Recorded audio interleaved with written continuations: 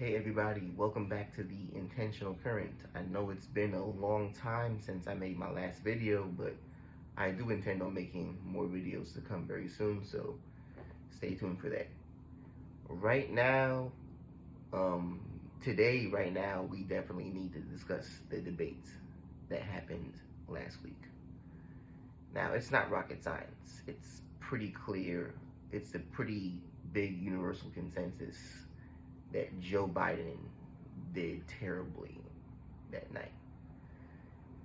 And the only solution for the Democratic Party to win in November, in my opinion, is if Joe Biden steps down.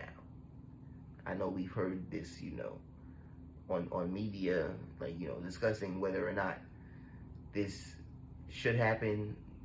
Like, it should. It needs to. It must happen, or Donald Trump will win the presidency. It's that clear cut and dry, in my opinion.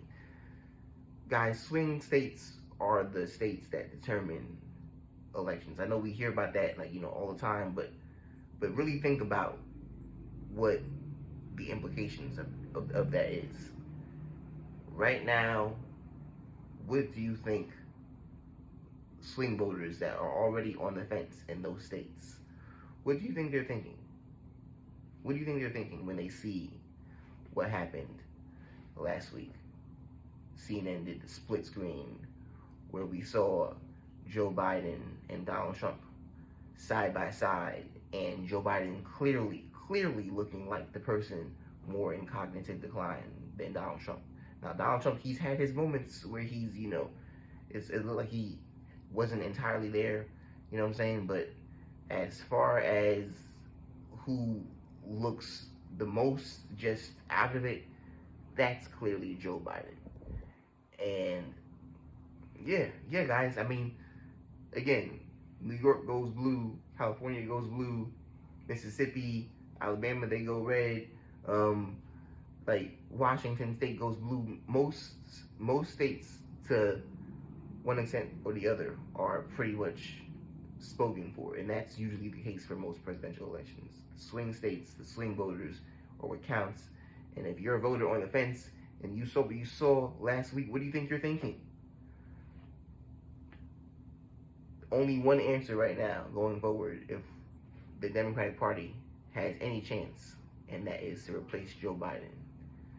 And there are reports right now that Hunter, his son, Jill, his wife, they're egging him to stay in the race, which I view as, oh my God, just so unbelievably selfish to the entire country, especially knowing right now what the conservatives intend on doing with Project 2025 if Donald Trump gets in office. They intend on purging all non-MAGA government employees. They intend on essentially installing a Christian authoritarian theocracy in our country. That's the plan. That's the aim.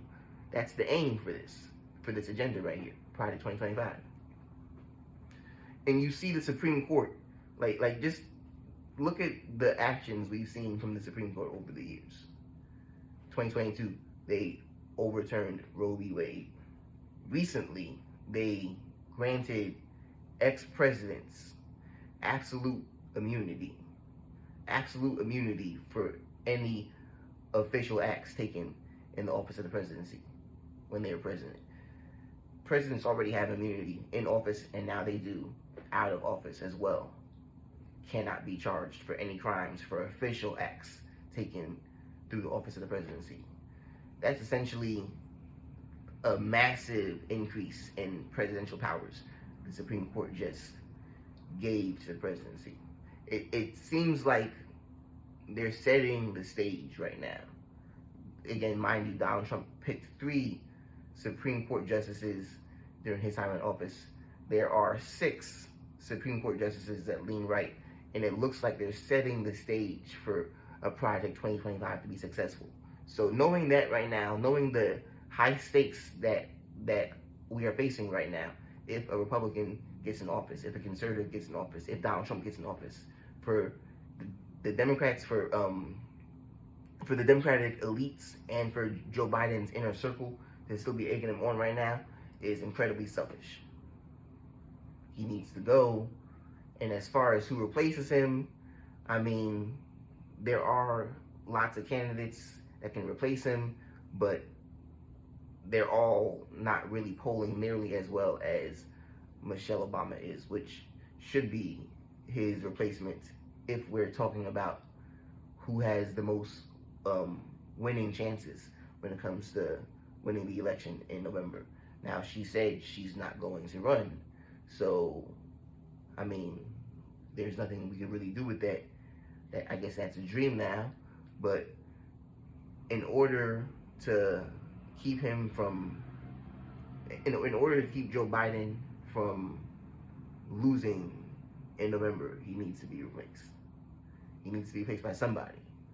Newsom, Harris, they're all polling terribly.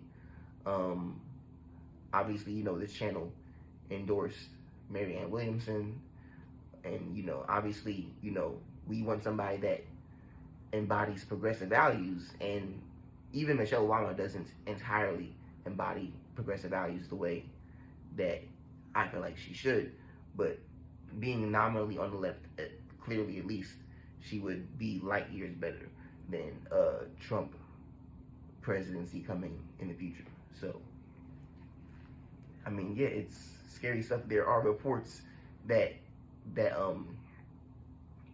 actually waiting for the Democratic convention to come in August for Joe Biden to officially step down, and then he would relinquish his delegates, and then those delegates will go towards whoever else they go to.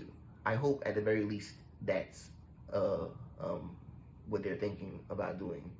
Ideally, I feel like Joe Biden should step down as soon as possible. There's 4 months left right now. There's about to be 3 months left when it comes time for the convention in August. He just needs to step aside right now and let somebody else take the wheel. That's the reality of the situation right now. I feel like that we're in, and more people need to be taking this seriously.